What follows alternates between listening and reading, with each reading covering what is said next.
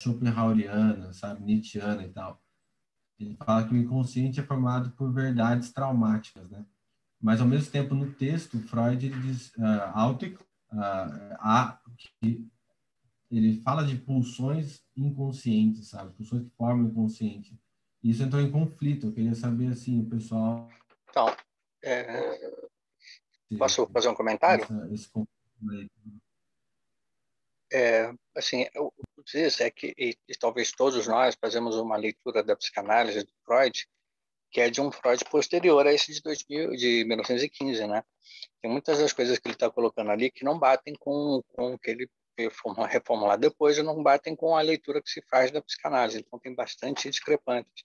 E eu queria aproveitar esse gancho para falar que uma das coisas que eu acho que é um pouco discrepante é esse evolucionismo anacrônico que tem nesse texto, que é do contexto, ok, era da época.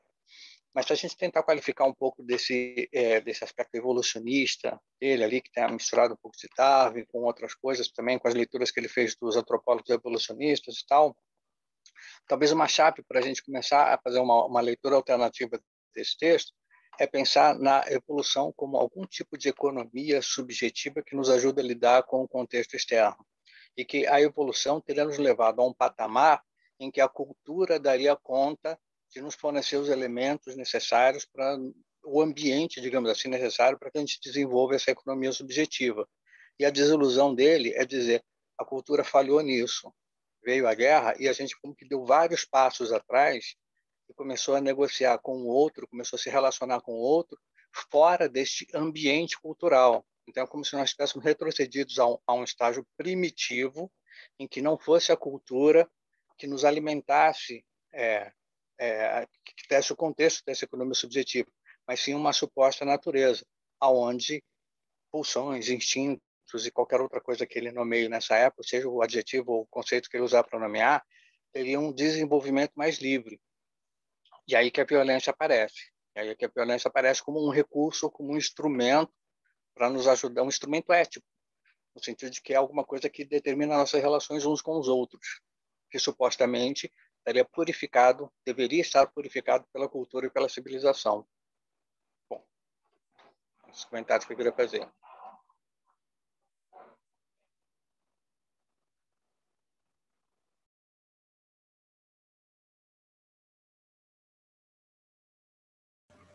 Eu fiquei pensando muito nessa questão que o Marcelo aponta sobre essas leituras que a gente faz, né, a respeito do Freud.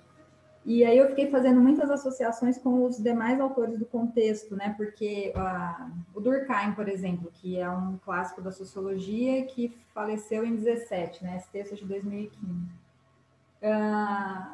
É curioso que a gente, às vezes, a gente entende, né, essa dimensão inconsciente como uma grande ruptura com o sujeito moderno e tudo mais, mas para mim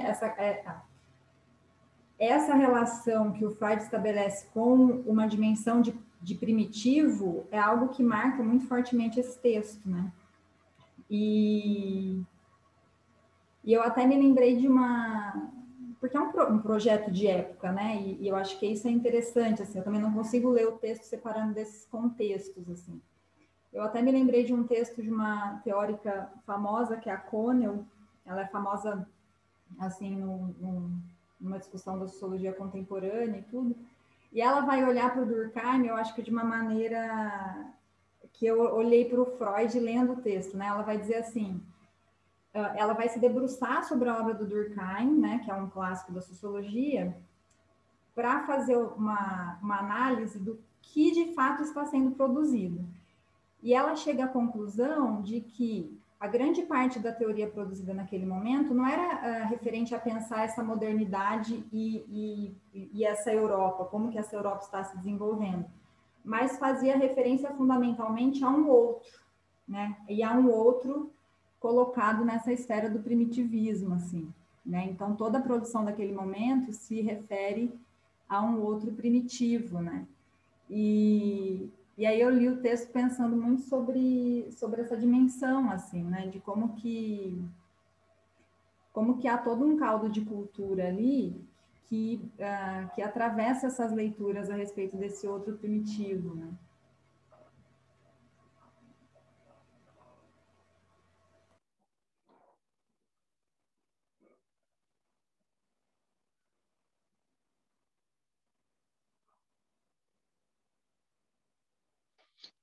Assim, eu acho também que o mais interessante de tudo é pensar que esse outro primitivo é uma ficção.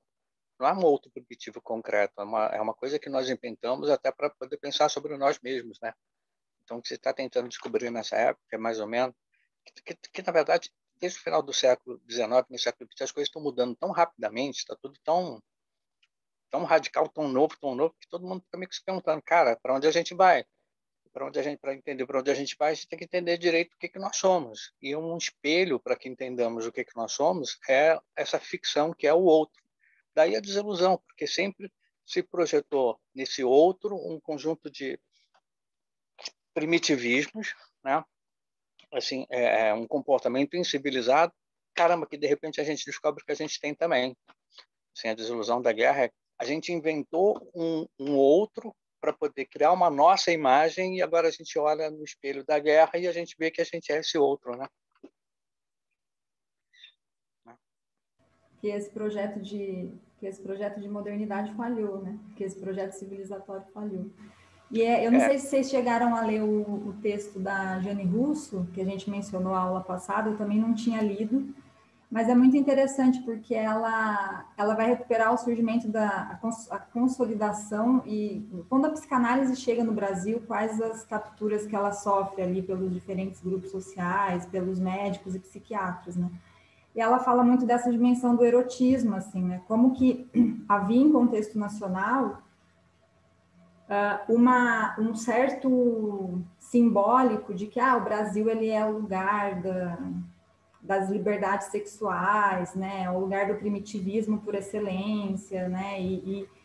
Enfim, a gente alimenta esse simbólico até hoje, né? O lugar das mulheres fogosas e tudo mais, né? Então ela vai mostrando historicamente como que uma certa mobilização de um certo conteúdo psicanalítico foi muito útil na construção desse outro brasileiro, né? E na construção de uma tentativa de uma adequação de uma identidade nacional menos primitiva, digamos assim, né? É muito rico, assim, o texto. E aí eu fiquei lendo esse texto agora e pensando muito nessas reflexões também, né?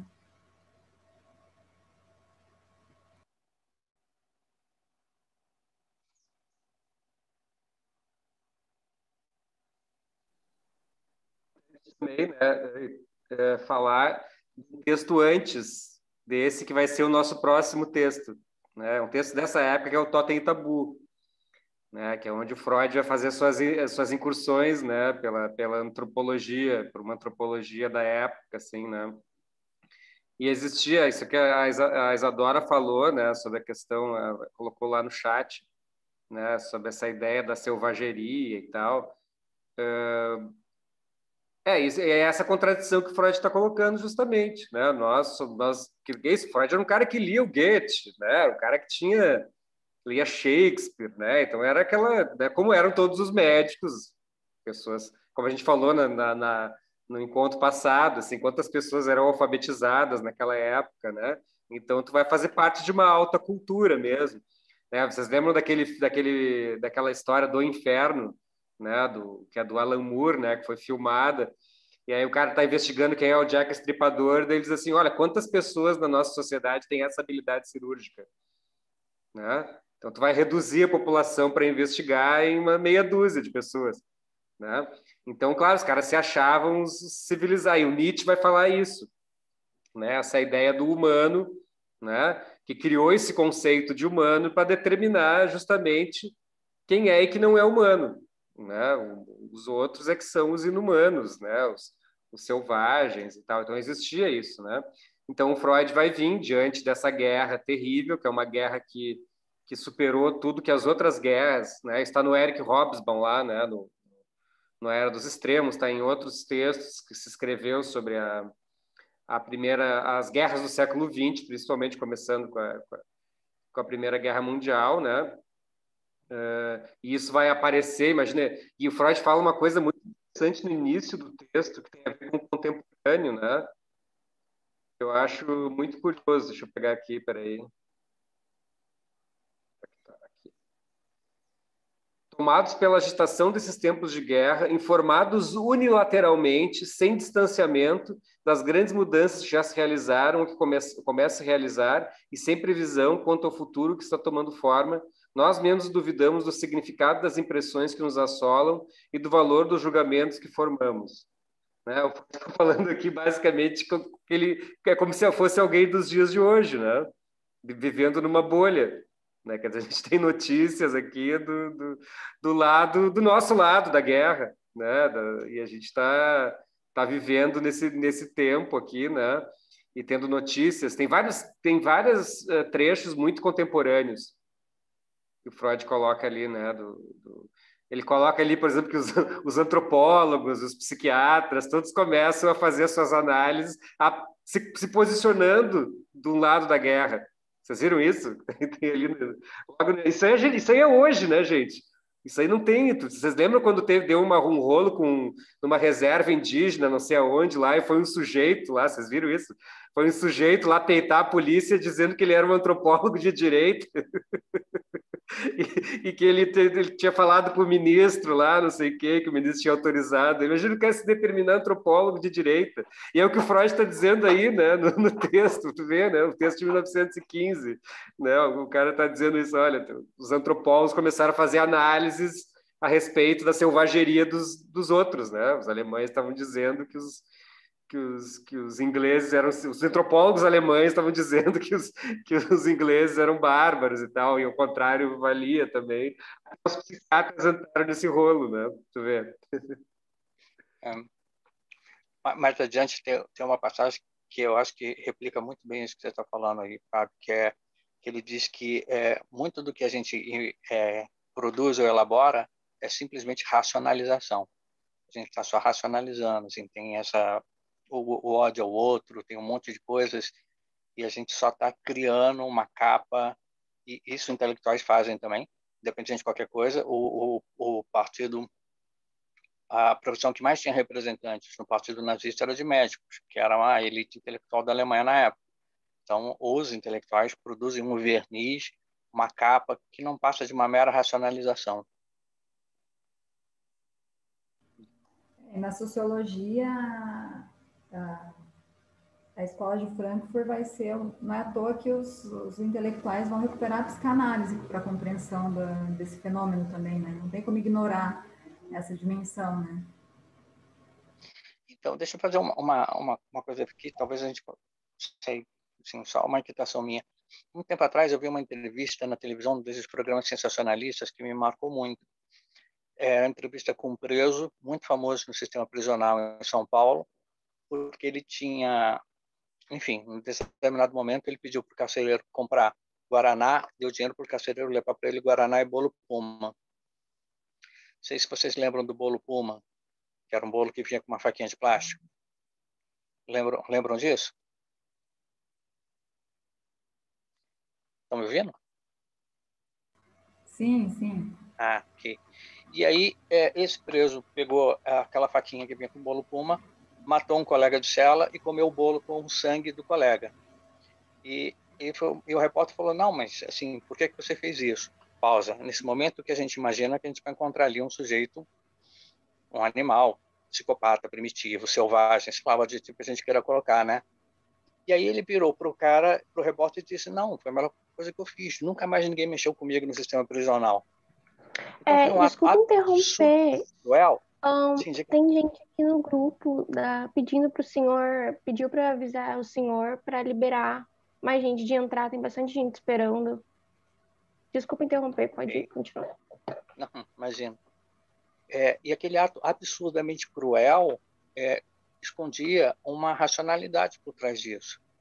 Então, a gente, assim, quando você falou no início aqui sobre moralidade e tal, a gente tem que pensar na violência de duas dimensões.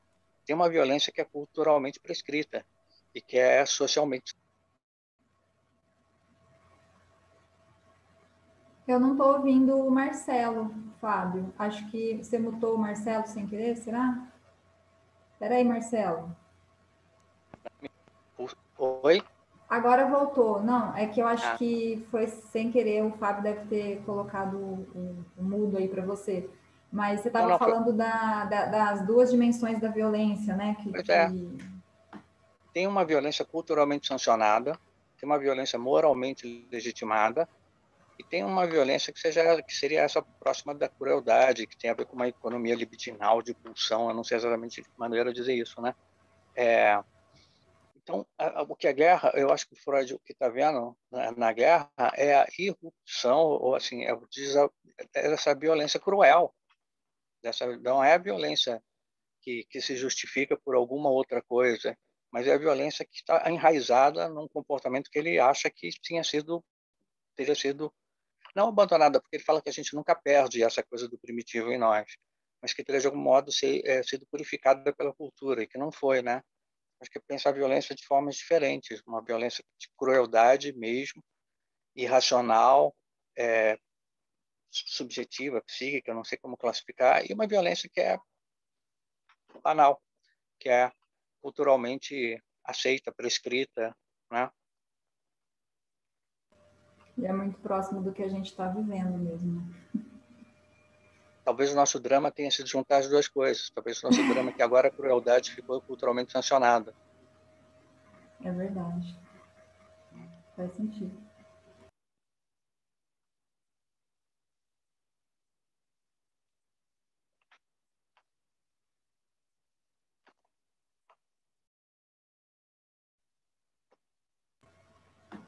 Vai, Léo. Bom, vamos seguindo então. Bom, a gente falou bastante aqui, acho, sobre essa questão da brutalidade. Como o Freud vai dividir, né? Ele vai falar primeiro em brutalidade dos indivíduos e depois ele vai falar sobre a moralidade dos estados. E ele é bem breve nessa parte, mas ele já dá uma certa pincelada no que ele vai falar depois no Psicologia das Massas, né?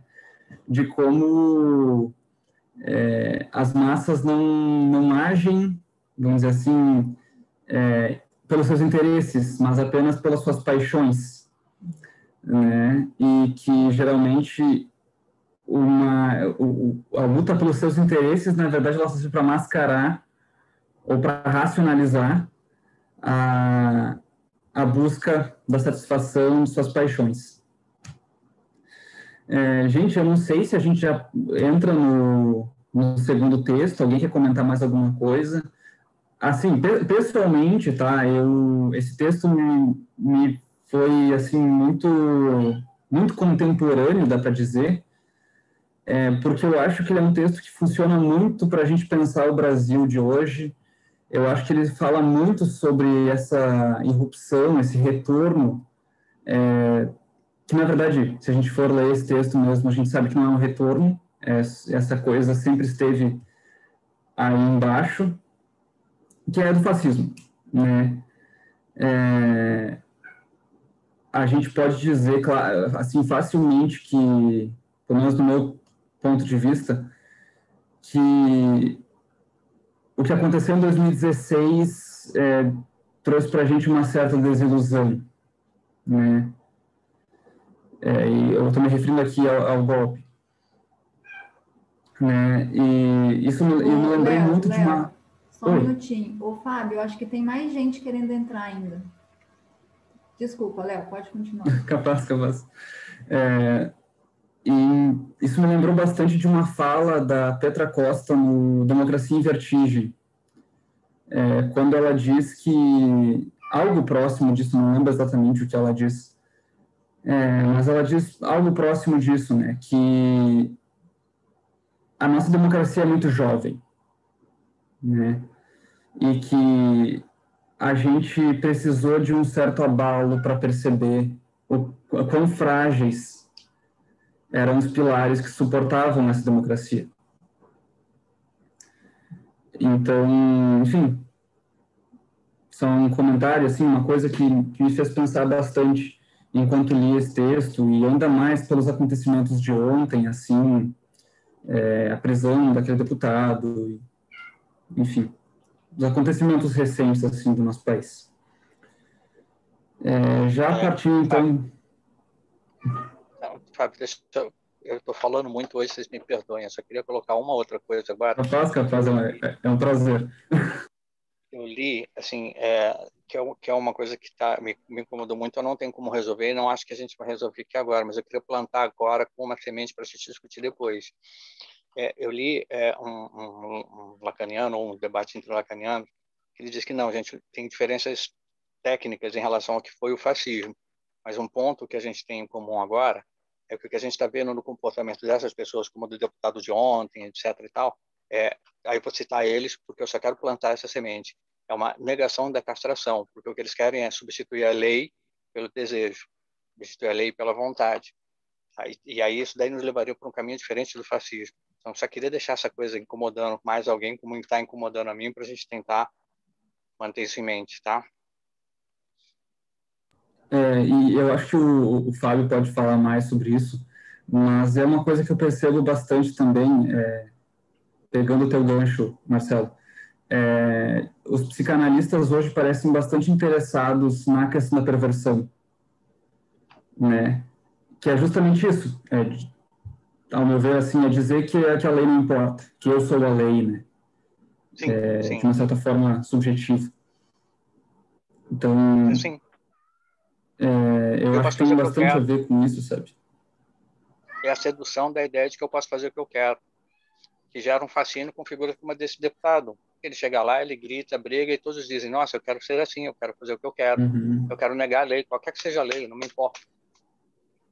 Não, isso tem muito a ver também com outros problemas que a gente está enfrentando hoje, né? Para a gente ver como as coisas estão muito conectadas. A questão das fake news, né?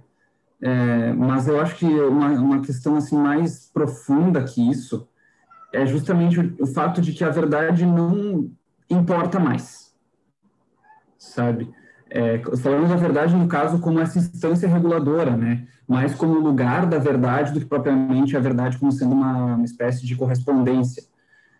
Ela não importa mais. Só senão eu vou esquecer, Léo. Me corrijam se eu estou viajando ou se eu estou lendo coisas e já estou me perdendo entre as minhas leituras. Mas não tem um momento aqui desse texto ou de algum outro do Freud que ele fala sobre esse certo... não sei se é um cinismo, acho que ele não usa esse termo tão tosco quanto o que eu estou usando, mas ele fala sobre uma dimensão de uma certa compreensão do sujeito daquela dinâmica, certo? No sentido de que não são pessoas dominadas pela moral, ou porque ele está chamando de uma consciência moral. Tem um limite de subjetividade, que eu acho que talvez na sociologia a gente pudesse chamar de uma agência, né? De um sujeito que agencia de alguma maneira aquilo a seu favor, né?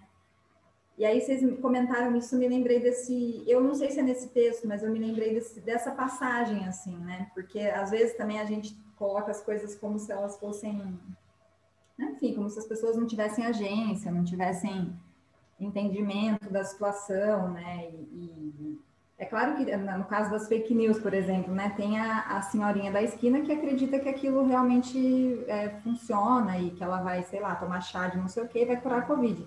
Mas a grande parte das pessoas, inclusive, compartilha de uma maneira até que meio perversa, não sei, né? Mas eu acho que ele menciona essa certa mobilização da ordem a nosso favor. Né?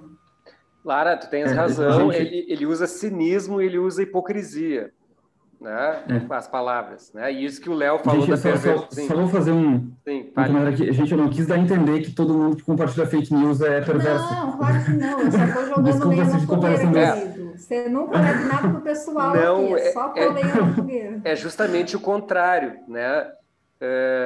Isso, eu li aquele texto, o Marcelo falou uma coisa interessante, vocês estão falando isso, aquele texto, eu fazia propaganda do meu texto, aquele texto que eu escrevi, né, que fala da piada mortal, né, é baseado, na verdade, num texto do Safatli, que é um pós-fácil a uma edição do texto da negação do Freud.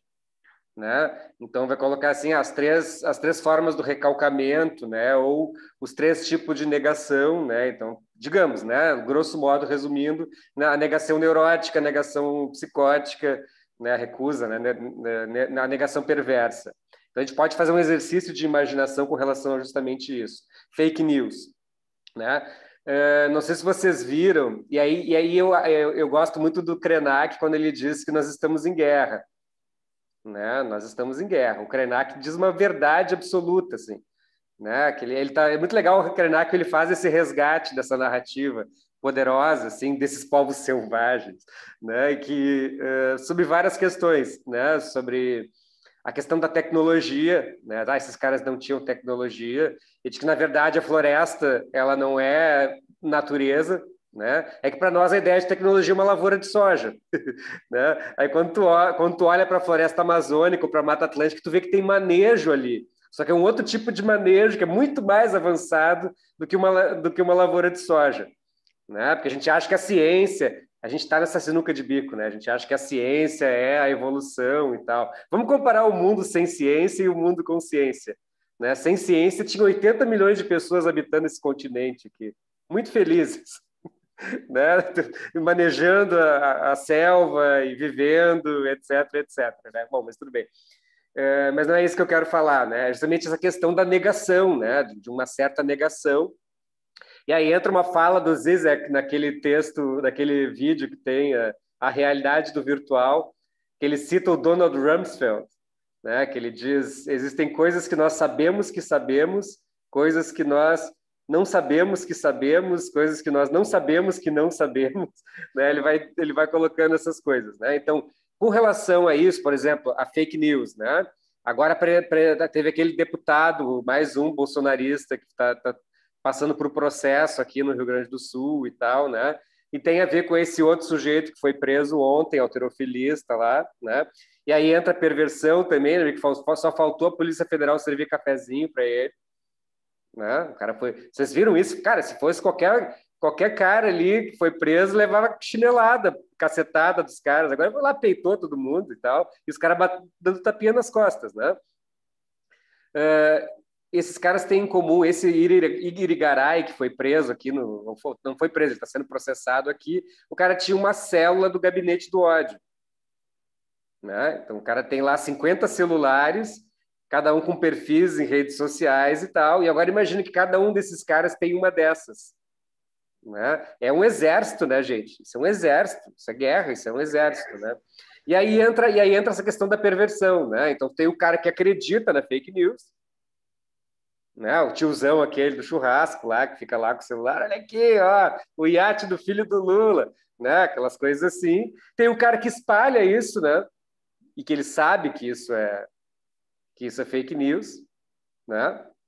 Tem o cara que, né? E tem nós, né? Que a gente fica achando um absurdo tudo isso e tal, né?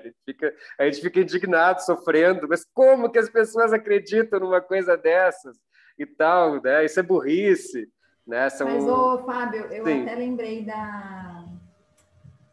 de um texto que eu sou apaixonada por ele, apesar dele ser muito difícil, que é um texto da Butler, da Judith Butler, que chama Relatar a Si Mesmo. Né? E a Butler, ela super recupera a psicanálise para fazer não só a discussão dela sobre gênero, mas a discussão dela sobre sujeito, sobre subjetividade, né?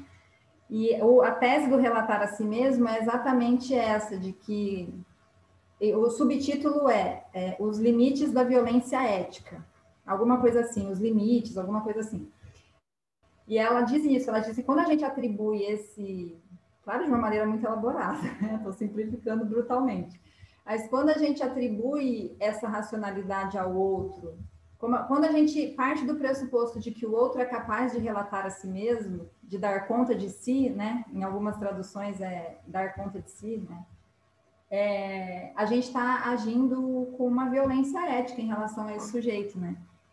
E é maluco como a gente cai nessa situação, né? Porque a gente vê essas atrocidades acontecendo e a gente... Claro que tem essas pessoas aí que a gente está dizendo que, enfim, sabem do mal que as atravessa, mas a gente cai sempre nessa indignação, né? Como que fulano está fazendo isso? Como que fulano está repetindo isso? Como que é possível? Como que, atribuindo sempre essa inteligibilidade que nunca chega porque não existe, né? Porque não é inteligível. Eu fiquei curiosa, as pessoas aqui no chat estão falando a rodo e eu queria que elas falassem lá no microfone, porque a gente não consegue acompanhar o chat. o Gabriel falou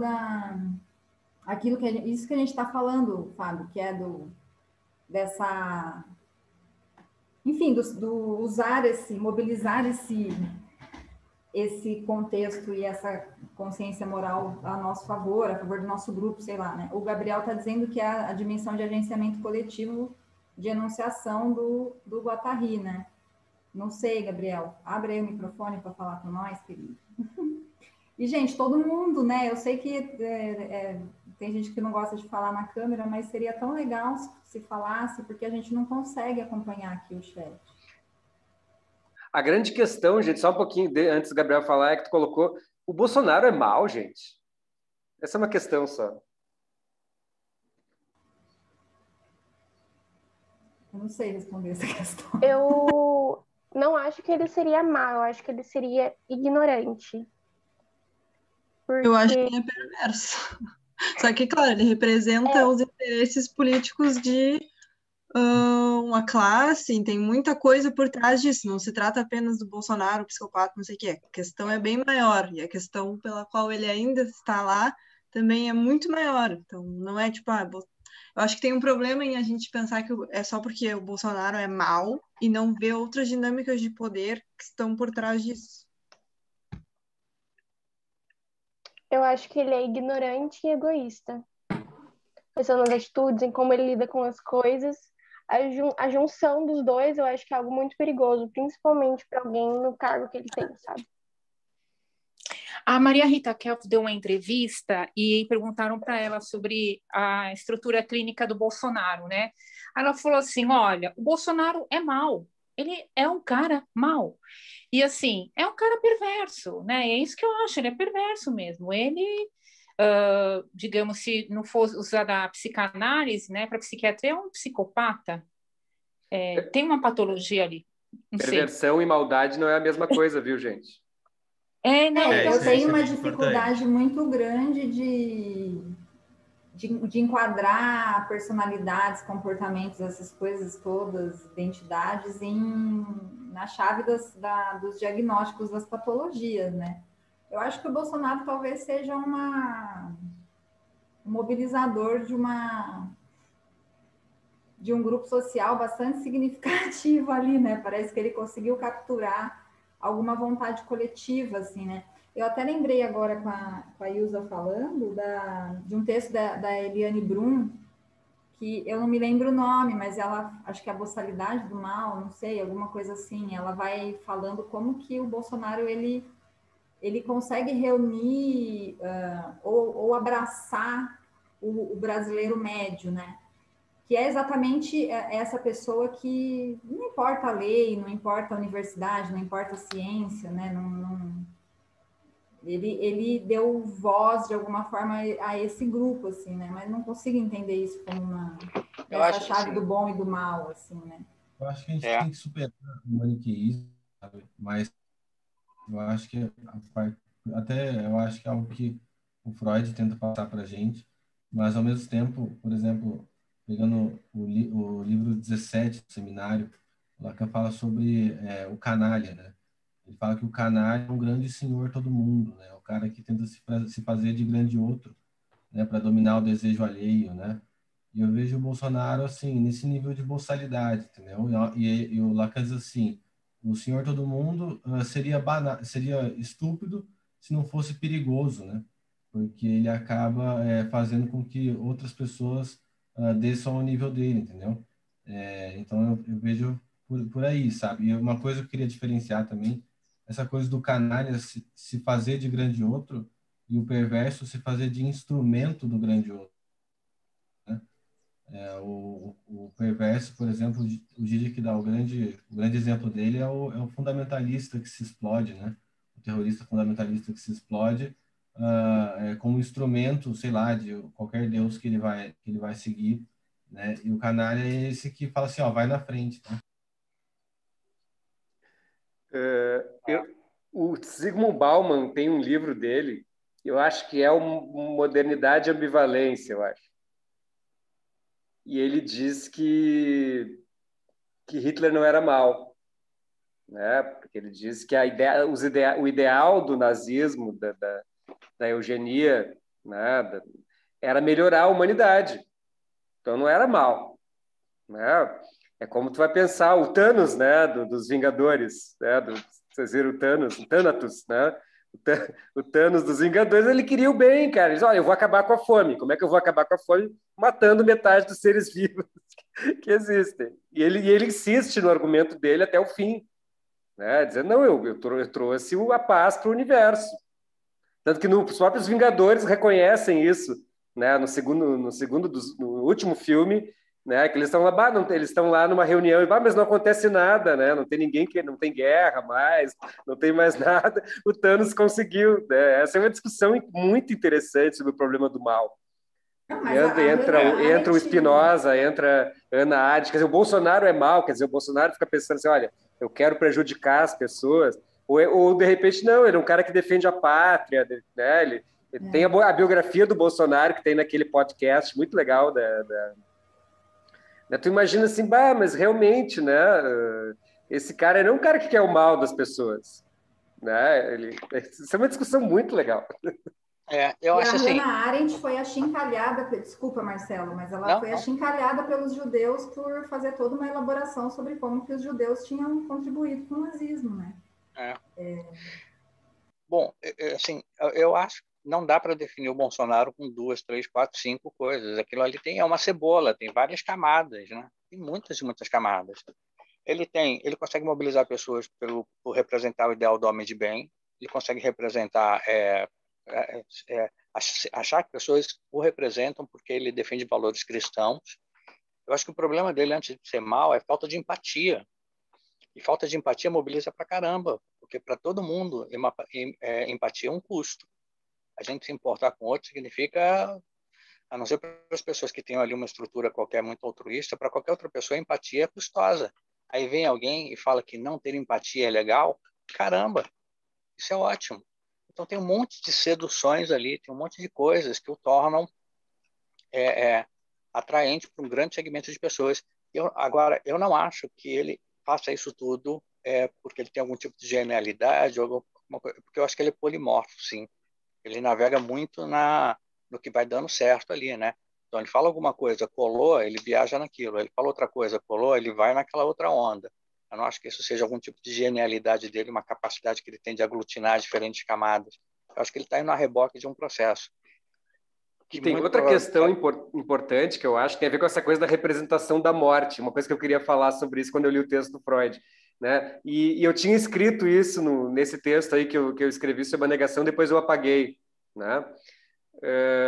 Que é aquela, vamos parafrasear assim, né? Do tipo, 200 mil mortos é uma fatalidade, né? E um shopping falido é uma tragédia. Vamos pensar nisso, assim, né? Então, essa ideia a questão inicial da Lara, né, a respeito sobre essa questão da representação da morte, né?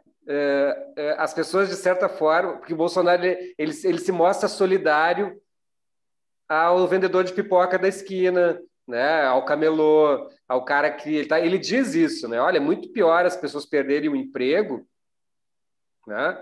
É muito mais mortal as pessoas ficarem sem emprego do que a Covid. Ele disse isso. E é verdade. Porque, afinal, todo mundo aqui já ficou desempregado, passou por um perrengue, mas ninguém aqui morreu, né? Então, a gente tem muito mais medo de ficar desempregado do que de morrer. Mesmo inconscientemente, porque justamente essa ideia de que não existe a representação da morte. Né? Então, essa questão ela é fundamental e ela é usada. Né? Então, do tipo, olha... o Paulo Girardelli, que ele fala sobre isso de uma maneira polêmica, assim, mas ele vai dizer, olha, os 200 milhões de habitantes desse país vão suportar 300 mil mortos, porque já suportam isso há 500 anos. Já suportou 80 milhões de mortos, né? Suportou o processo de escravização, suportou no sentido de negar, no sentido de apagar, no sentido de bater para debaixo do pano, né? Que é o nosso mecanismo básico, né? Que a gente passa pano. Né? A gente está aqui conversando numa boa enquanto tem um monte de gente morrendo aí. Né? Esse é o princípio, isso é a origem do pensamento freudiano, de certa forma. Né? Então tem esse mecanismo ainda, só que a gente não tem como saber quem é o Bolsonaro, porque a gente não sabe se é dele mesmo isso, ou isso é uma estratégia muito bem elaborada e ele simplesmente é um marionete. Tem essa discussão ainda por trás. Eu acho bem interessante, é uma baita discussão isso, porque eu não consigo ver Bolsonaro fora do bolsonarismo, fora desse movimento que surge sobre um contexto muito específico, que tem tudo a ver com uma realidade brasileira, e que vai ter muito a ver não só com essa direita, mas também com o que propriamente nós, enquanto esquerda, nos colocamos assim, na incapacidade de dar uma resposta com a queda de um regime de conciliação de classes, assim, né, que estava fadado a que tinha seus problemas, estava fadado a dar errado, de certa forma. Então, mas eu acho que a gente tem hoje uma tendência muito forte, isso se amplia muito em relação às redes sociais também, de tornar as questões muito maniqueístas, de marcar muitos sujeitos simplesmente através de significantes, assim, tipo, tu diz, é isso, isso, isso e aquilo, aí tu fecha o sujeito e tu não analisa a coisa. E é muito difícil também de se implicar nas coisas. A psicanálise faz muito de implicação subjetiva nisso. Eu acho que implicação política é muito importante. O fenômeno do Bolsonaro está aí. Como a gente chegou até aqui? E não esse sujeito é isso porque ele é perverso, ele é mau, ele é isso, ele é aquilo, ele é todos os problemas do mundo. Esse tipo de lógica em algum momento nos levou para frente ou em resolver pautas, ou em resolver problemas, ou em movimentar afetos de maneira interessante, a ponto de criar outros futuros possíveis. Eu não penso dessa forma, assim. Então, acho que eu não consigo pensar, tipo, o Bolsonaro é mau, é isso, é aquilo. Tá, talvez possa chamar ele de mau sobre determinada lógica. Em que isso ajuda o nosso problema? Eu acho que até o nosso debate todo começou com a pergunta do Juruá. Não sei se ele está aí ainda. Mas agora eu localizei o começo do nosso debate, porque quando eu leio, sempre que eu leio psicanálise, sempre que eu tento empreender promover esse empreendimento, digamos assim, né? A minha veia sociológica grita assim, né? E aí a minha veia sociológica, feminista, decolonial, tudo que, né? E aí eu acho que é isso, assim, porque não tem eu não sei, né? A gente vai ler outras coisas, pode ser que depois eu mude de ideia e eu, de fato, sou bem e eu não tenho essas leituras. Mas o social, ele aparece como uma discussão muito abstrata, né? A gente não consegue descer para a história, para os aspectos culturais, né? Quer dizer, existe um social no Freud que é o social que organiza esse sujeito aí e promove o que ele está chamando de uma consciência moral e tudo, né? Mas aí eu acho que não sei se o Juruá está aí ainda, mas acho que a questão dele era exatamente essa, né? O que define essa consciência moral? O que é esse superego, né? Como que a gente pensa isso no contexto que a gente vive? E aí eu acho que eu compartilho muito da discussão do Felipe, assim, né? A gente, para pensar a figura do Bolsonaro, a gente tem que recuperar muitas camadas dessa cebola, né?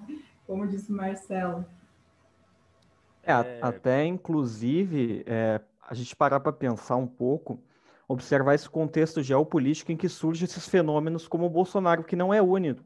O Bolsonaro, ele mimetiza muito, por exemplo, do Trump, com a mentoria do Steve Bannon, toda essa campanha dele de manipulação de sentimentos, que o discurso político efetivo não é o discurso político lógico, com encadeamento racional da teoria, é o discurso político que mexe com o sentimento das pessoas.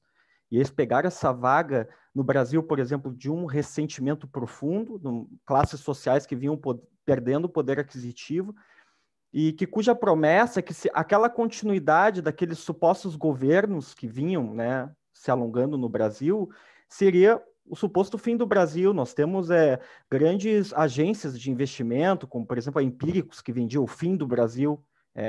Foi toda uma corrente de pensamento, né, que foi se construindo no intuito de dizer, olha, se continuar é o fim do Brasil. Então as pessoas, muito por medo, acredito, muito menos por admiração e muito mais por medo, acabaram optando por dar o voto de confiança para a boçalidade, né, que é o que acabou se perpetuando. e sempre nesse contexto mundial, que o Bolsonaro não está isolado, ele acaba tendo essas conexões e essa identificação com outros líderes que são similares a ele, por exemplo. Eu fiz uns comentários assim, sobre o que o Felipe e a Lara falaram. Assim, por exemplo, fala em estruturas, né, na psicanálise, é algo que vai num movimento bem contrário assim, do que geralmente se tratou em estruturas na sociologia, né? As estruturas da psicanálise têm a ver com estruturas desejantes e o Freud acaba falando dela para poder assumir uma espécie de tratamento para essas pessoas, mais do que para uma espécie de crítica, né? A psicanálise, os textos sociológicos do Freud, eles precisam ser entendidos também a partir dos primeiros textos sobre estruturas clínicas.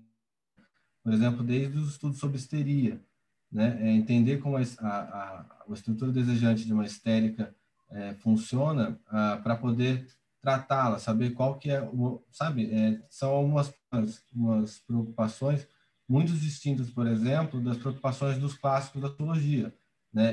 Eu acho que o que distingue os clássicos da sociologia, quando eu falo, por exemplo, em Marx, Weber e Durkheim, é que para Marx se trata de capitalismo e revolução, para Weber se trata de capitalismo e resignação e império, e para Durkheim se trata de capitalismo e solidariedade e coerção, sabe? Essas são dilemas que eu acho que estão muito no discurso do mestre, sabe? No discurso do universitário, muito mais que no discurso da análise. Então, são movimentos completamente contrários, não é à toa que muita gente fala que o inventor da micropolítica foi o Freud, sabe? Porque ele fez um movimento distinto. Não é simplesmente um movimento de agência para a estrutura, sabe? Não é essa dicotomia preponderante no dia, mas um movimento de desejo, sabe? E estrutura. E então, assim, eu não sei se... E aí é aquela coisa, tipo, sabe? Primeiro que categorizar as pessoas bem e mal, eu concordo com o Felipe, nunca ajudou em nada para poder fazer, sabe, mobilizar militâncias mais inteligentes, assim, né? Só sempre serviu de pretexto para dominância totalitária, né? Então, enfim, anterior aí à modernidade. Mas eu acho que o valor da psicanálise, por exemplo, para quem faz teoria social, é justamente algo que não se encontra nesses clássicos, sabe? É justamente fazer a crítica no íntimo, ou no extimo, sabe? Então, assim, é meio que por aí que eu faço esse apontamento. Eu acho que na sociologia, só um parênteses para botar mais uma linhazinha. Na sociologia, até esse texto da Cônio que eu mencionei, ela faz uma crítica a como a gente construiu o cânone da sociologia, né? Porque talvez se a gente tivesse lido Gabriel Tarde em vez do Durkheim, do Marx, ou em vez do Durkheim, né? A gente teria lidado com uma subjetividade de outra maneira, assim, né? No Weber, por exemplo, a questão subjetiva, ela é o motor da ação social, né? A discussão do Weber sobre a ação social é muito ligada, pelo menos para mim, né? Que é também um vínculo aí com a produção do pensamento alemão e tudo, que é uma dimensão subjetiva bastante forte, assim. Mas eu entendo a sua reflexão, Murilo, entendo essa questão. Assim, pensando no Weber e Freud, por exemplo, né? Weber vai falar, por exemplo, que você rezar sozinho no teu quarto não seria uma ação social. Então, não tem o que se discutir sobre isso em psicologia. Para o Weber, a questão é discutir a racionalidade intrínseca à ação social, mesmo que essa racionalidade seja uma racionalidade sobre as tradições, sobre as emoções, né? E para o Freud, a questão nem sempre é tão racional assim, sabe? Entendeu? E quando ele está escrevendo estudos sobre histeria, ele não está entendendo o que está acontecendo com o fenômeno linguístico ali, sabe? Entendeu? Ele só enxerga a maneira como ele atua para poder dissipar o sintoma, né?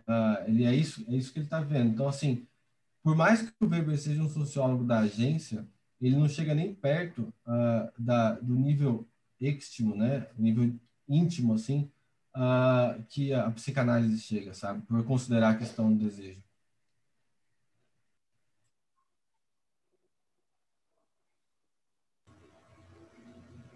Acho que o Marcelo ia falar, não ia, Marcelo? Bom, enfim, só agora sair um pouco da linha que estava, mas assim, os sociólogos ficaram tanto tempo tentando provar que existia a sociedade, que ela era importante, que não tiveram tempo de olhar para a dimensão subjetiva. E pelo menos esse primeiro Freud é o movimento contrário, ele estava tão preocupado de falar dessa dimensão subjetiva que talvez não tenha conseguido, ou não tenha podido, talvez não tenha tido interesse de olhar tanto para a dimensão coletiva. Mas eu queria, assim, que tanto a sociologia, pelo menos uma primeira sociologia, ao olhar para a sociedade, ela problematizou de muitas maneiras, mas ainda sempre se pensou a sociedade como um todo, a cultura como um todo, a cultura explicitamente em algumas escolas como consenso, sempre se pensou muito numa coisa muito unitária, e a modernidade mostrou para a gente que, assim como o sujeito é fragmentado, a sociedade também é muito fragmentada. Ela não é uma coisa, ela não é monolítica. Isso gera um desconforto muito grande. Eu acho que boa parte do que a gente está vivenciando agora, nos dias de hoje, é um desconforto porque o mundo que nós achávamos que era o mundo, a natureza e tal, está sob ameaça.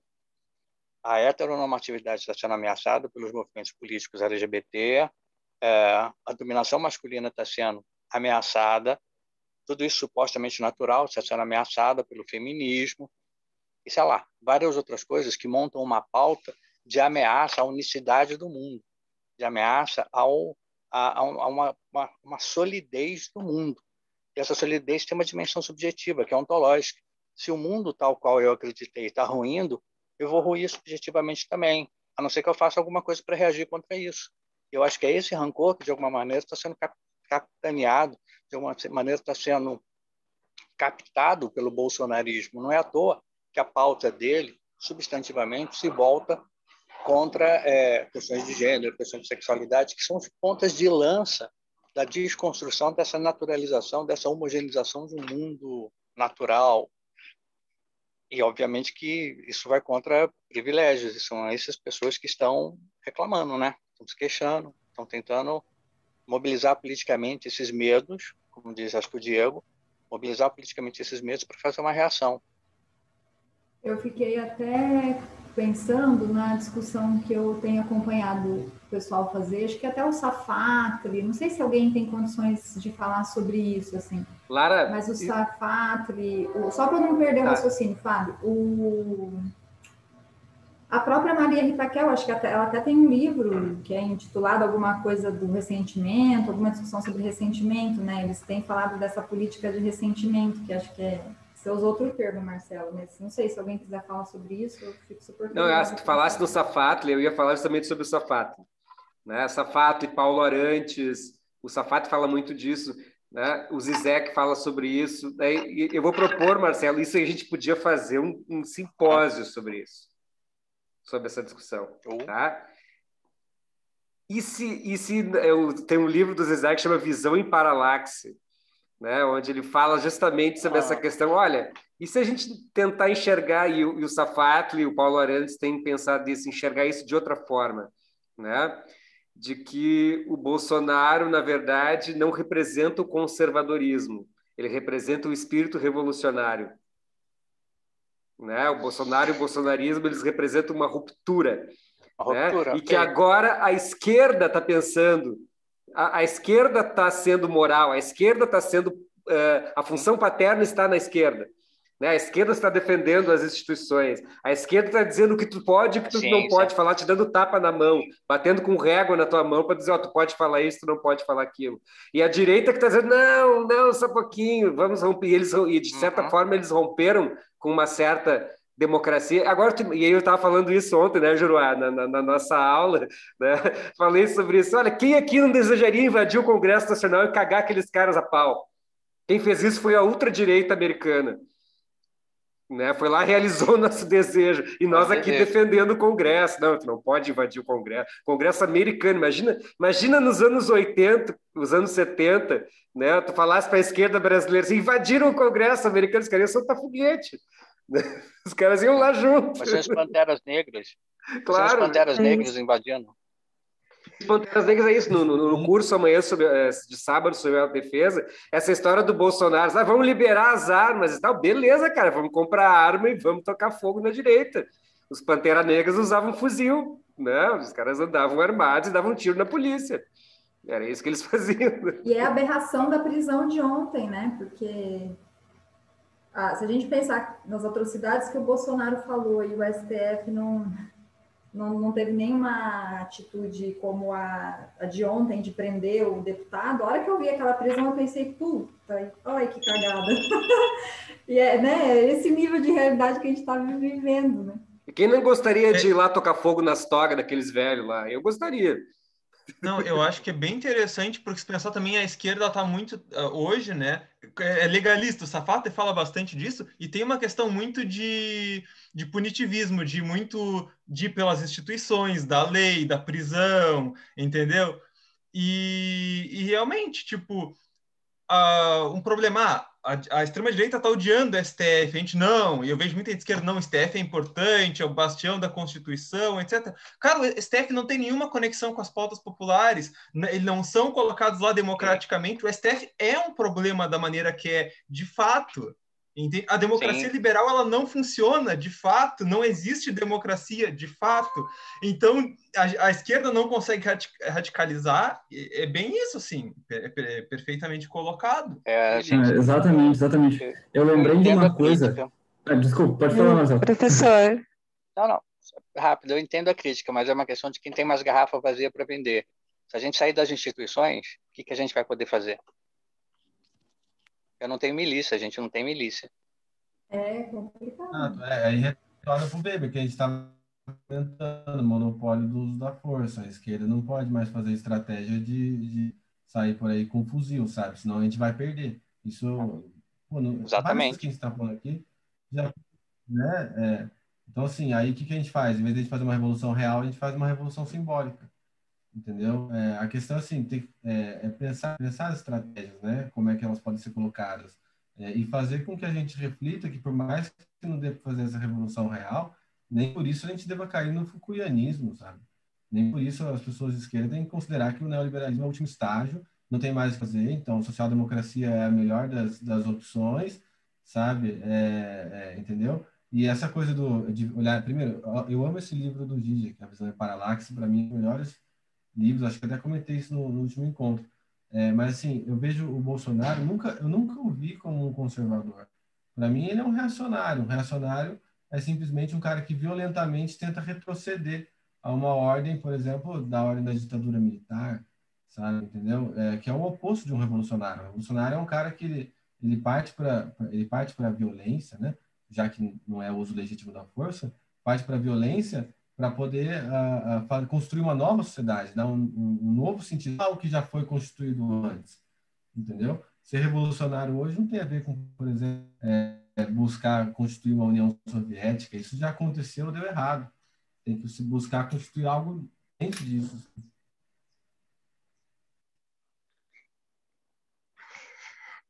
Olha só, hein, gente, estamos aqui preparando a revolução. A revolução. Chegamos na revolução. Voltar para o texto, então. Agora chegou a figura paterna aqui. Vamos voltar para o texto.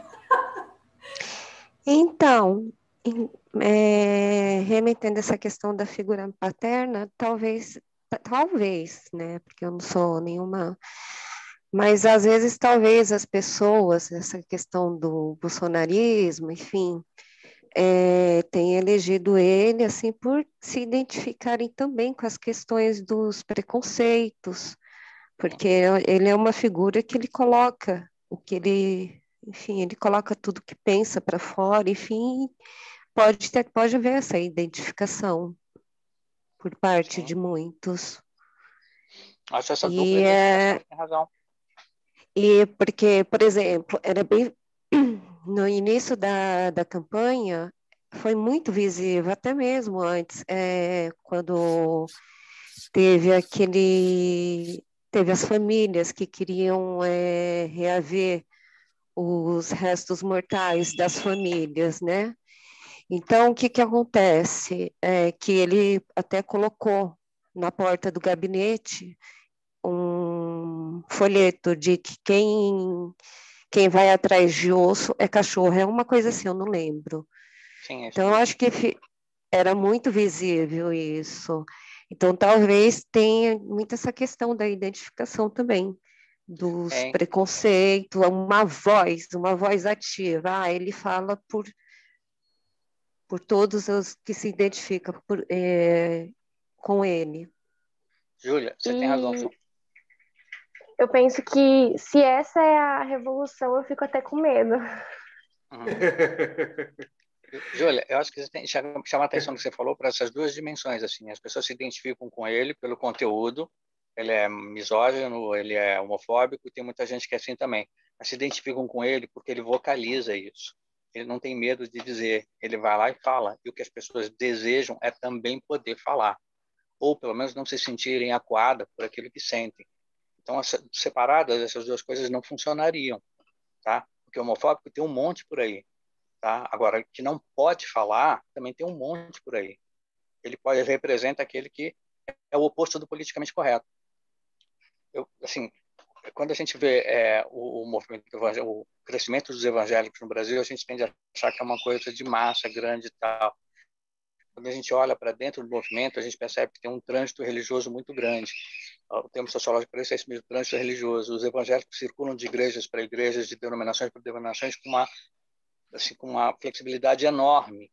E uma das coisas que explicam isso é exatamente como é que os pastores modulam os preconceitos das pessoas. Os pastores não falam contra os LGBT porque há algum conteúdo na Bíblia que determina disso, mas é porque eles disputam fiéis que são preconceituosos. Eles falam de outras questões ou de outras temáticas como mecanismos para atrair essas pessoas e poder tornar a voz dessas pessoas preconceituosas, etc. e tal, tornar essas vozes legítimas. É exatamente a mesma coisa no plano da política. O bolsonarismo, na verdade não é o Bolsonaro, é exatamente isso. É poder falar coisas que as pessoas não têm coragem de falar e dizer para elas, é possível falar, e a minha voz é a voz de vocês. Sim. Gente, remetendo ao texto, isso me lembrou de um trecho do texto em que o Freud fala, né, o inconsciente, ele deseja e pensa a violência, a morte, a crueldade, mas ele não faz. É justamente isso, né? Ele precisa que alguém faça por ele. Ele precisa que essa realização venha de fora. Por isso, eu acho que isso que o Leonardo está dizendo até responde de alguma maneira, a minha dúvida no começo. Acho que vocês nem estavam aqui, não estava todo mundo aqui. Porque eu estava me perguntando, porque ele diz no texto que para o inconsciente não tem morte, né? A dimensão da morte não está colocada. Mas, ao mesmo tempo, tem toda uma elaboração da psicanálise e da pulsão de morte. Mas eu acho que tem a ver com isso que o Leonardo está colocando, né? É uma teoria que trabalha com essa dimensão de um inconsciente positivo, não no sentido positivista, mas positivo no sentido de fazer coisas, assim, né?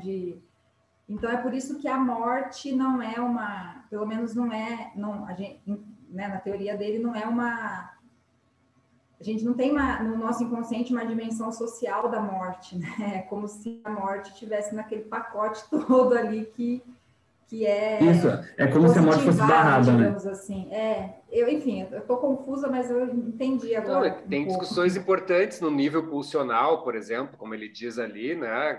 Nesse texto mesmo, ele faz um resuminho da teoria das pulsões, né? Não tem o sim e o não, né? Não tem o ódio e o amor, tá tudo conectado, às vezes na mesma pessoa, no mesmo lugar, né? Então a gente está fazendo elucubrações aqui sobre o bem e o mal, o que está certo, mas na verdade, cosmicamente, a gente não sabe, né? A própria dimensão da morte, que depois ele vai falar no Além do Princípio do Prazer, né? Que ele vai dizer, bom, se não tem vida, se não tem morte, não existe a vida, porque a vida é um ciclo, né? Então as coisas morrem, naturalmente morrem, e a gente não sabe o que é, né? A gente não sabe, por exemplo, o sexo, por exemplo, a relação do sexo com a reprodução, né? Que é uma pauta que as pessoas fazem, até para a questão da homofobia, né? Lembra do Levi Fidelix, no debate com a Luciana Genro, nunca vou me esquecer disso, cara, disse igual com igual não reproduz. E eu me lembro daquela sketch do Monty Python, né? Que eram os protestantes versus os cristãos, né?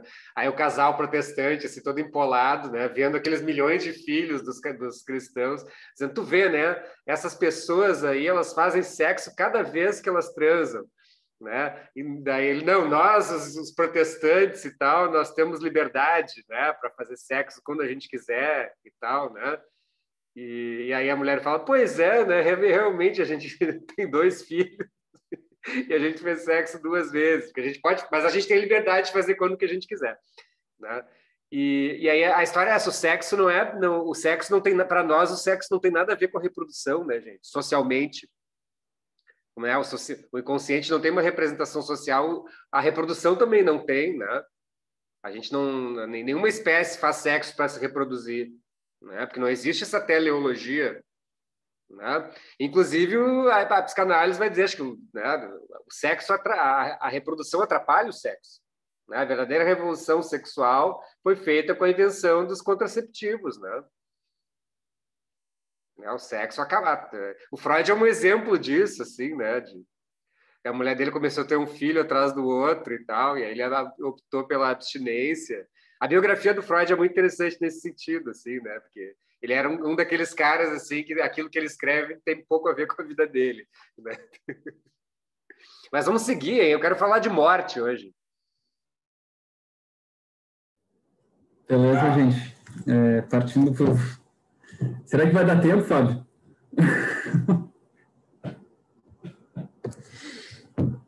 Vamos lá.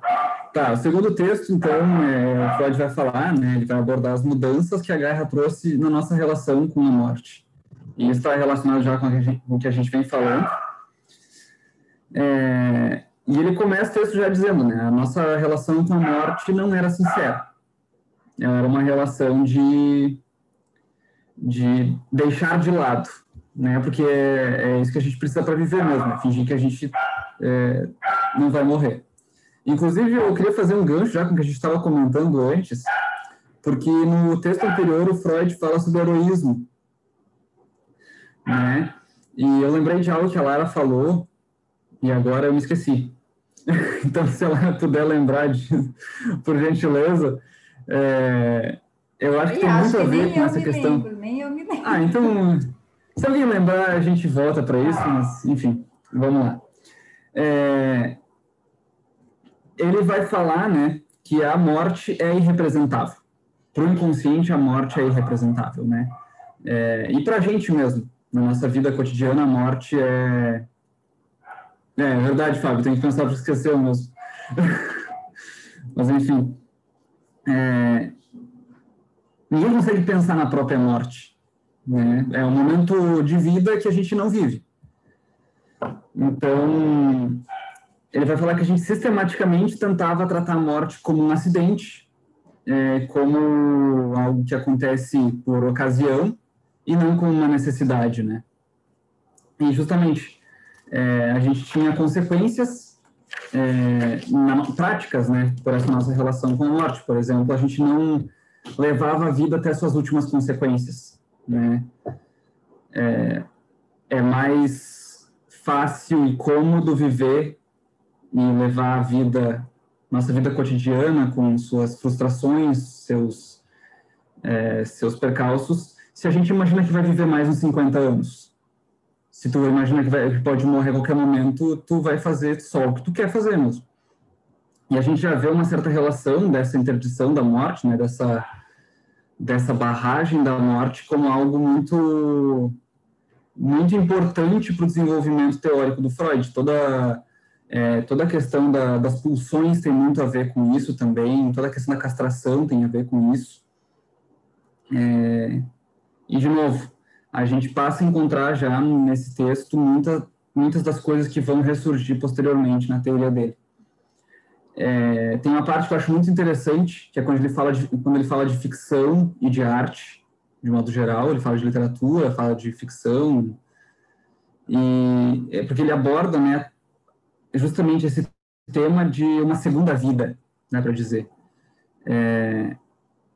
E quando ele fala que na ficção, na arte, a gente não tem esse medo da morte e a gente se permite sentir coisas através desses meios que a gente não pode sentir na nossa vida cotidiana, justamente porque se a gente vivesse essas coisas na nossa vida cotidiana, a gente estaria pondo em risco a nossa própria vida. Mas justamente, aí entra a questão da guerra, né? Ele fala que a guerra varreu esse tratamento da morte, esse tratamento convencional. Porque a morte já não é algo que a gente consegue renegar. E eu discordo disso, assim, de certo modo. Pensando bastante no momento assim, de pandemia, é muito comum a gente ver as pessoas dizendo que não queriam que a Globo mostrasse o número de mortes, sabe? Não queria que as pessoas falassem sobre o número de mortes. A gente quer saber quantas pessoas sobreviveram, sabe? Um exemplo, assim.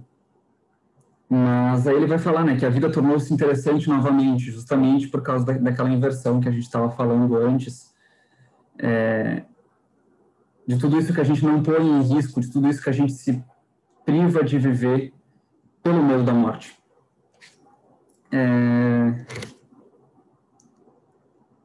Aí ele vai falar, eu acho que aqui é a parte mais teórica do texto mesmo, teórica de certo modo, sobre duas outras relações possíveis com a morte. Né? A primeira delas, a do homem primitivo, e depois a do inconsciente. E ele vai fazer vários paralelos, na verdade, entre essas duas coisas. Ele vai tratar, em certos momentos, até como essas duas relações sendo de forma muito parecida, não sendo tão diferentes assim. Mas o ponto mais, eu acho, mais crucial desse texto é justamente quando ele fala do homem primitivo e a sua relação com a morte dos inimigos e daqueles que ele ama, né? O Fábio comentou isso no começo do encontro de hoje, porque realmente é um ponto muito, muito importante. Para o homem primitivo era fácil matar um inimigo, né? Porque, enfim, é meu adversário, a morte dele não significa nada, a minha importa, então eu mato ele, ponto. Porém, o que acontece quando algum familiar, algum amigo, uma pessoa querida minha morre? Né? E aí eu vou voltar para aquela questão que eu comentei no começo também, esse misto de oposição, contradição, e como isso tudo está muito mesclado na obra do Freud. Eu acho que é até por isso que o Fábio traz a fita de Moebius para a gente aqui, porque a gente pensar assim, não tem essa oposição, a formiguinha caminha pelos dois lados e tudo mais. Como que a gente vai se sentir, né? Como que o homem primitivo, no caso, se sente quando alguém morre e essa pessoa concentra nela mesma um misto de identidade e alteridade, né? Essa pessoa que morreu agora não é nem eu mesmo, mas também não é exatamente meu inimigo, sabe? Não é exatamente alguém que eu completamente não me importo. E Freud vai dizer, né? Ela tem um pedaço de mim. Essa pessoa tem um pedaço de mim. E a gente já começa a lembrar da questão da identificação, né, que vai aparecer em Freud, depois Lacan vai abordar bastante também. E aí é que tá, né, essa contradição, ela é fundante. Essa contradição do eu e outro, ela é fundante, né. Justamente essa pessoa que concentra o misto de alteridade e identidade morre, né. Aí ele vai falar de como isso leva a uma primeira primeira investigação sobre o humano. Começam a surgir as hipóteses da alma que subsiste, e a partir daí um aumento das proporções disso, né? Então, primeiro, existe uma certa absoluta relação de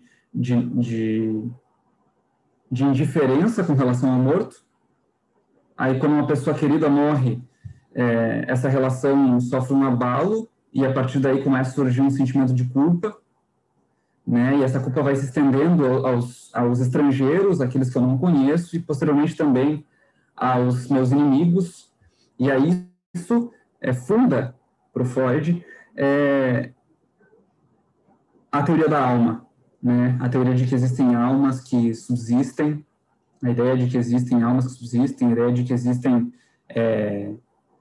maldições e que essas almas que subsistem podem me afetar continuamente depois da morte e por aí vai. Ele vai falar, então, também, né, de 3 momentos. O momento do mito da alma, né? O momento da ética, do momento em que essa contradição, ela não funda uma teoria da alma, mas uma teoria sobre como devemos agir, sobre qual é a melhor forma, portanto, de nos comportarmos, enfim.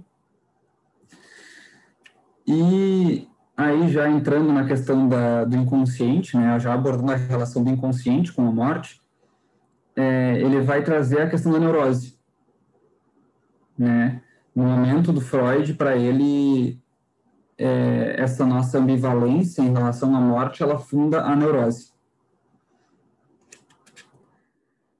Justamente por isso que ele vai falar, né, um misto de prazer e luto, um misto de culpa e negação, né? Ele vai trazer vários exemplos disso também, dessa nossa relação ambivalente com a morte através dos xistes, dos sonhos. Enfim. E aí, né, ele vai abordar mais especificamente a questão da guerra, né? Como que a guerra faz isso? Como que a guerra muda a nossa relação com a morte? E aqui ele vai falar precisamente do que eu já comentei antes também, que a guerra nos obriga a acreditar novamente na ideia de que a gente pode morrer. A gente não consegue mais simplesmente jogar isso para baixo do tapete. A gente vai morrer. Nossas pessoas queridas podem morrer. A guerra nos lembra disso o tempo todo. E, na verdade, ela nos faz também desconsiderar o impacto que a morte das pessoas queridas tem na nossa vida. Elas podem morrer a qualquer momento, né? E aí eu vou trazer a conclusão que ele traz no final já desse texto. Ele vai dizer que a ilusão, né, a ilusão diante da guerra, essa relação desonesta com a morte, ela perde o seu valor quando, na verdade, ela nos perturba. É bem interessante, ele traz uma citação ali, em latim, se não me engano, que é: se queres viver, prepara-te para a morte, né? Algo nesse sentido. E ele vai dizer, eu vou trazer a citação exata dele aqui: não seria melhor dar à morte o lugar que lhe é devido na realidade e em nossos pensamentos, e colocar um pouco mais à mostra nossa posição inconsciente em relação à morte, que até agora reprimimos cuidadosamente? Isso me lembra, eu não sei se é dele mesmo, mas me lembra, eu acho que isso é Heidegger. Se alguém conhece aí, por favor, traga aqui para discussão. Mas eu acho que é o Heidegger que falava que a gente precisava passar mais tempo em cemitério, né? Uma coisa assim. Enfim, é isso, gente. Esse texto é muito triste, sabe? Mas não sei, alguém quer comentar? Aqui o Fábio trouxe, Júlio César, a citação final do livro, aquela em latim. A Daniela aqui está agradecendo, disponha, gente. Eu só quis fazer uma apresentação dos textos mesmo. Foi ótimo, né? Valeu mesmo. Gurias de Rio Grande, pessoal de Rio Grande. Essa frase, se vis pacem para bellum, está escrita num quartel, aquele quartel que tem no centro de Rio Grande ali. Está escrita essa frase lá, bem grande, assim. Júlio César, Freud era um fã de Shakespeare, enfim, né? E também era um fã desses personagens. Esse texto é muito triste mesmo. Ele foi lido ano passado na APOA, né? Nessa história de seminários da pandemia aí, né? Porque ele vai falar justamente sobre essa questão da morte, né? E a gente está nesse processo, assim, e não por acaso, claro, né? É a guerra acontecendo. Naquela época já morria muita gente, muito mais, né? Quer dizer, não tinha a questão da medicina, né? Tem um livro do Michel Serres que chama Ominiscências, onde ele vai falar sobre isso, né? Por exemplo, os analgésicos, né? Eles foram inventados só lá nos anos 50, né? E do tipo assim, morreu um monte de gente de cólera por causa de um restaurante, era banal naquela época, né? Né? Tinha uma relação mais... Então, imagina, aí vem essa grande guerra onde morreu uma massa muito grande de pessoas.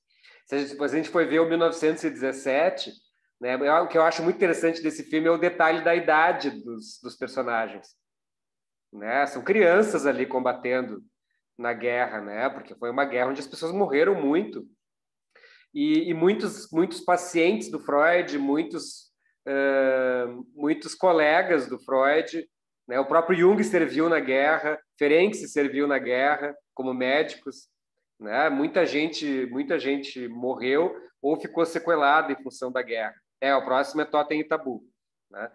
E o Freud vai escrever os textos metapsicológicos aí, onde ele vai fazer uma grande introspecção para escrever. Inclusive, ele escreve o Luto e Melancolia, né? Porque imagina, né? Uma mãe vai perder todos os filhos, né? Em batalha, né?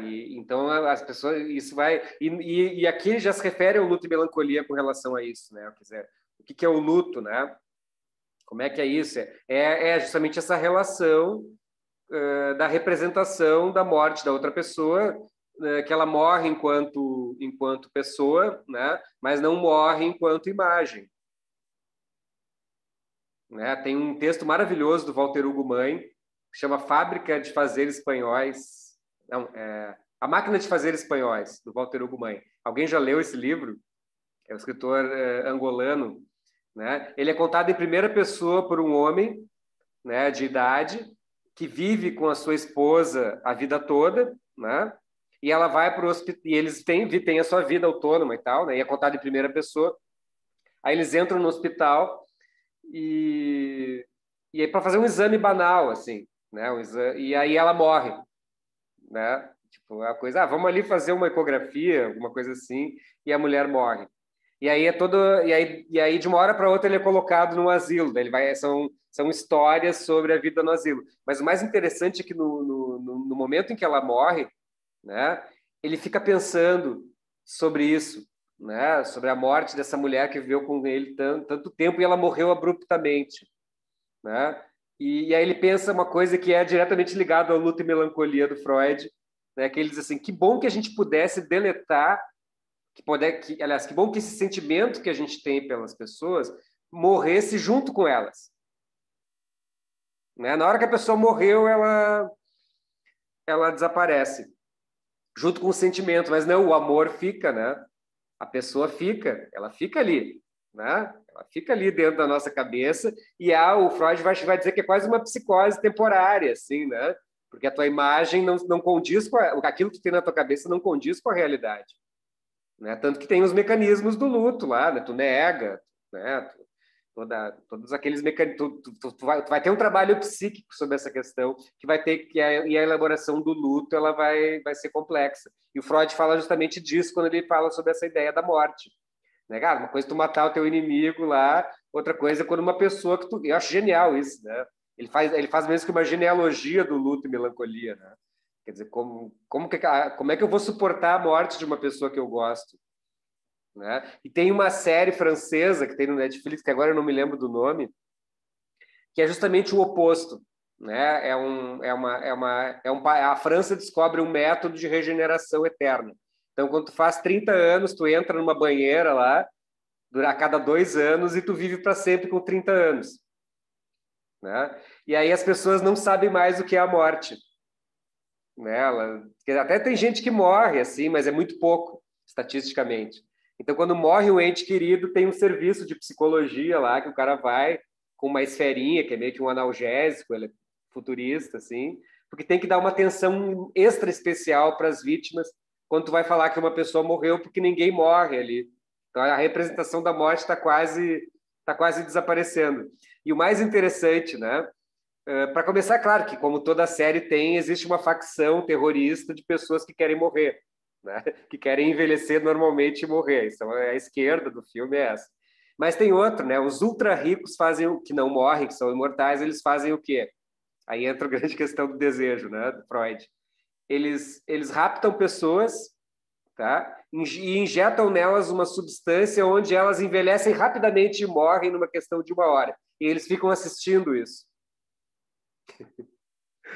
Né? Então, para poder ter a ideia da repetição e dessa questão, né?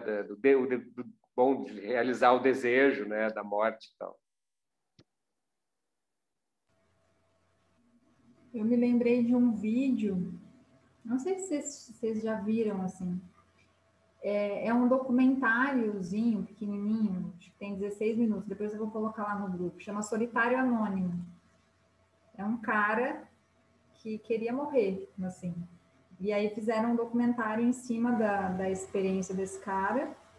Ele não falava de início, assim, as pessoas perguntavam, mas o que está acontecendo? Essa tentativa, né, de dar o sentido para aquele desejo ali, né? Ah, mas o que está acontecendo? O senhor não tem família, que o senhor está bem e tal, o senhor está sem saúde. E ele não falava, e o documentário é em torno disso. É muito provocador, né? Porque eu sempre fico pensando como que a gente tem uma forma miserável, né, de fazer a leitura. Isso, é da Débora Diniz, Letícia, é isso mesmo, obrigada. Eu vou colocar aqui o link para vocês. Vou mandar lá no grupo.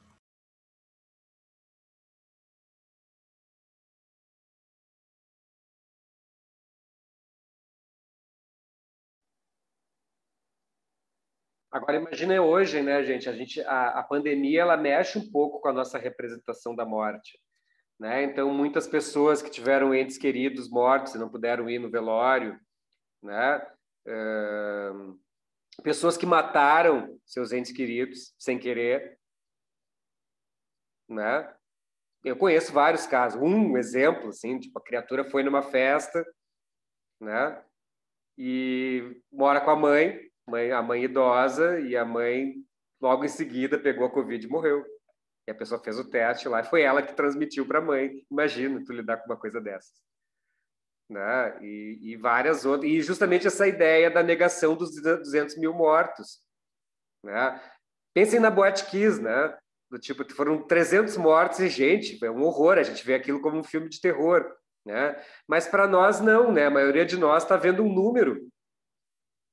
A gente até fala assim, pois é, 250 mil mortos e tal, mas essa experiência desses 250 mil mortos para nós, isso questiona muitas coisas a respeito da nossa vida, assim, né? Até o próprio conceito de violência que o Zizek escreve no livro dele lá, né? Falando sobre isso, né? Então, olha, a gente está... existe um certo nível, né, de apagamento dessa experiência. Né, de como o nosso país se constituiu enquanto país e tal, né, sobre como todas as coisas, na verdade, se repousam sobre muita morte e tal, né, e aí, claro, daí vão funcionar mecanismos psíquicos aí, né, interessantes.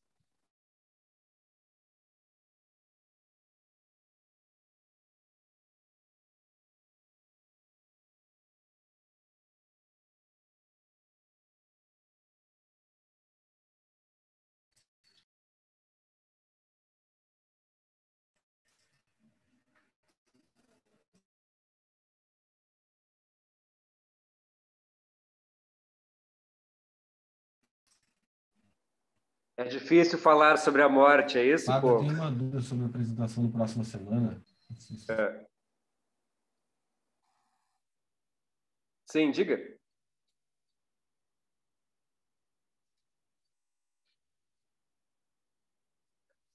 Quem que tem dúvida? Desculpa, que travou. Eu falei no meio da sua fala, porque estava travado. Eu tinha parado de falar e estava em silêncio.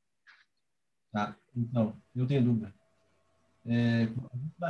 A gente vai apresentar todo o livro num dia só? Como é que vai ser isso? Rota em Tabu? Olha, Eu proponho que a gente faça que nem esse, assim, a gente pode dividir, por exemplo, né, a gente pode botar 2 encontros do Totem e Tabu, e aí são 4 ensaios, cada encontro 2 ensaios, e cada pessoa pode, a gente faz o mesmo esquema, uma pessoa apresenta um dos ensaios. O que tu acha? O que vocês acham? Eu acho legal. E aí a gente dinamiza, né? Acho que esse mecanismo de divisão das tarefas aqui, comunista, né? Então, por exemplo, são 4 ensaios. Então, eu quero a galera das sociais aí apresentando Totem e Tabu. Você pode parar com isso, viu? Tá muito estigmatizante esse negócio. Pois é. É que eu sou ambíguo, eu sou um fótero aqui, né? A gente quer que os psicólogos apresentem Totem e Tabu. E eu não apresento nada, então, né? Porque eu sou das duas. Psicólogo aí pro Totem e Tabu. Bem claro, por essa lógica aí, a gente ia ter que falar, a gente que é das sociais ia ter que falar de Lacan, não sei se é uma boa, não. Tô de boa. Não. Olha, se quiser me dar um capítulo, eu nunca li. Eu posso apresentar um capítulo. Ótimo. O primeiro, não sei qual. O primeiro? Tá bom. Ok. Mas não são 2 e 2? 2 e 2? Né? 2 na semana que vem e 2 na outra. Tá. E depois a psicologia das massas vai demorar... A psicologia das massas vai demorar um pouquinho mais, eu acho. Não, vai. Tá. Mas aí o Marcelo vai ficar com o primeiro ou ele vai ficar com os 2?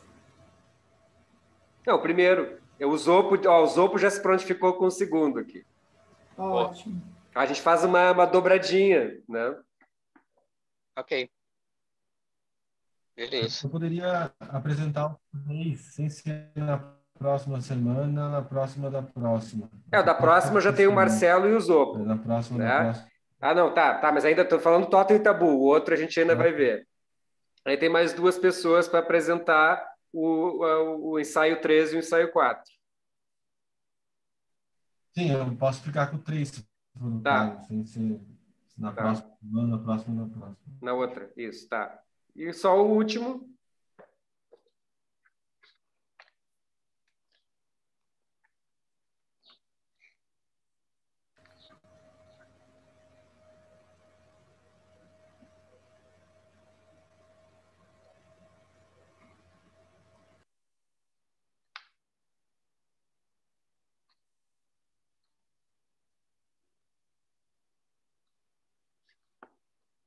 Vamos lá, dou-lhe uma.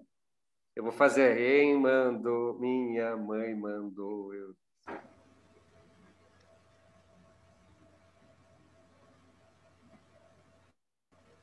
E aí, Vitória, que tal?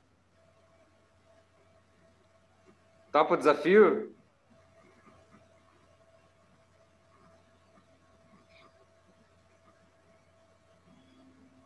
Que legal, tá falando silenciosa.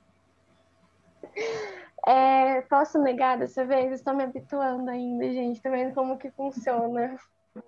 Sabe como é que eu aprendi a nadar, Vitória? Oi? Sabe como é que eu aprendi a nadar? Meu professor me jogou dentro da piscina. Eu topo. Tá bom. Bom, tá tranquilo, Vitória. Não, mas fica tranquila. Se não quiser agora, vai ter um monte também, viu? A gente tem 6 meses aí. Tá, tudo bem. Ô, Fábio, eu só não entendi. Então vai ser o Marcelo, o Felipe... Na semana que vem. Na outra é o Murilo e mais um outro. Tá. A gente tá definindo da outra também. Pode ser tu, Lara. Agora não, vou fazer igual a Vitória. Eu sou aquele professor chato, assim, né? Do tipo, tu falou, é tu. Vai você e você já desiste da carreira psicanalítica lá. É uma boa, né? Então tá bom. Então eu apresento. Pô, é super pedagógico. Eu vou te dizer, Fábio, que você vai apresentar um aqui, viu? Vou. Então tá bom. Eu quero o mal-estar. Eu quero o mal-estar. O mal-estar é o meu preferido, assim, depois da psicologia das massas. Então... Alguém recomenda alguma edição?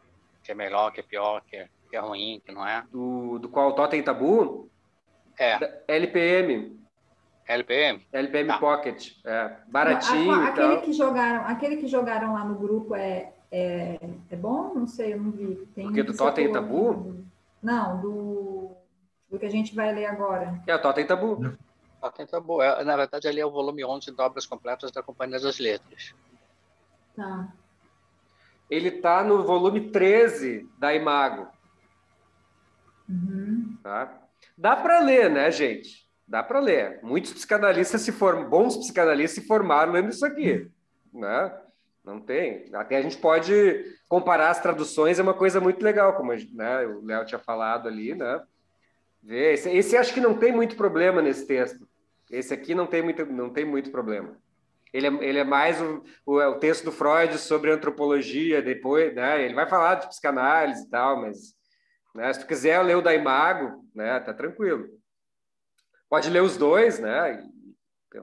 Mas essa da LPM é bem boa, tem um texto introdutório muito bom, né?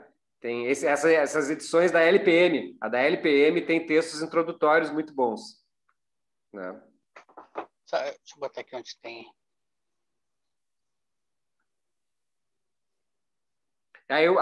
Depois do Totem e Tabu, a gente entra na psicologia das massas. Daí, de repente, o primeiro encontro é geralzão, a gente pede para o Fernando vir falar, se ele puder. Né? E depois a gente divide os capítulos, né? Também que nem o Totem e Tabu. Ótimo. Fechamos, então? É isso, people. Todo mundo feliz? Muito bom, gente. Olha, é muito bom debater. Terminar falando sobre morte não é para ficar muito feliz, não, né? Aí entra a psicanálise, né? A gente pode ficar feliz. É o que o Freud termina dizendo, tem mais a que falar disso mesmo. Eu tinha uma paciente, né, que tinha uns sintomas obsessivos bem sérios, assim, né? E do tipo, ela tinha uma obsessão com o número 13 e o número 5.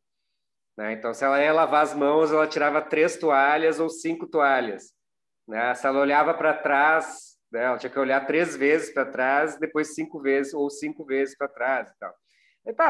E ela tinha várias questões, assim, mas ela um dia me falou uma coisa muito interessante que tem a ver com essa... Ela adorava a irmã dela era super amiga dela e tal, né? E ela me contou que um dia elas estavam lavando a louça, a irmã lavando e ela secando, e ela pegou uma faca, cara, e ela sentiu uma tremenda vontade de matar a irmã, assim. E ela me disse, não, eu senti um pensamento obsessivo, né? Tipo, vou pegar, vou matar a minha irmã e tal, né? E depois passou, né? Mas foi uma ideia muito forte, né? Na cabeça dela e depois passou. Daí é disso que se trata a psicanálise, assim, né? E até tu poder falar isso, né? Para alguém, né? A psicanálise permite isso, assim, que tu possa dizer isso. Olha, estava louco de vontade de dar uma facada na minha irmã, não sei porquê. Eu amo ela muito.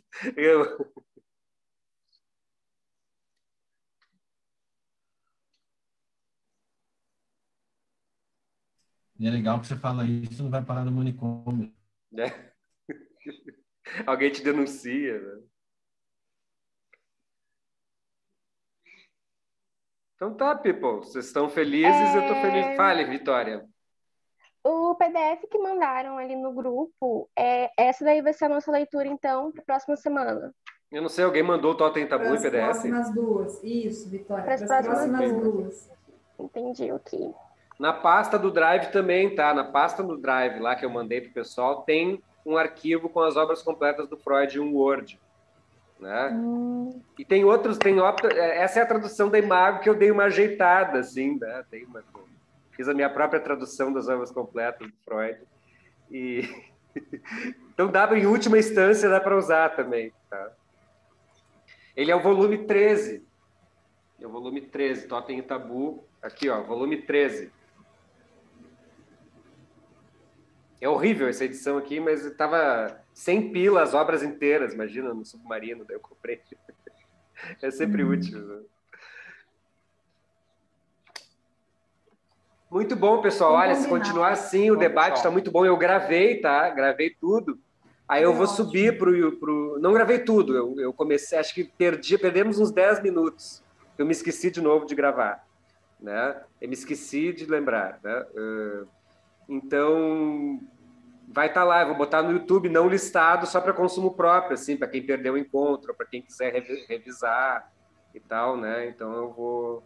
Demora um pouquinho, tá, gente? Porque agora, quando eu desligar o Zoom, ele vai renderizar, né? E depois, quando eu fizer uma pequena edição, vou botar o cartazinho de capa e tal, né? Se a gente gostar, a gente pode decidir se a gente publica ou não, né? A gente pode fazer uma eleição aqui para ver se a gente publica ou não, ou seja, põe no YouTube ou não, né? E divulga para os amigos e tal, tá? Mas foi muito bom, gente. Olha, debate é muito bom, né? É muito bom mesmo. Muito bem qualificado esse debate aqui. E eu me sinto às vezes assim, falta disso, sabe? Porque às vezes tu fala meio que sozinho em aula e tal. E quanto mais ter celeuma e debate, melhor. É verdade. Valeu então, gente. Até semana que vem. Totem e Tabu, Marcelo e Zopo. Isso. Basta. Ok, gente. Beijo. Tchau, tchau. Tchau, tchau.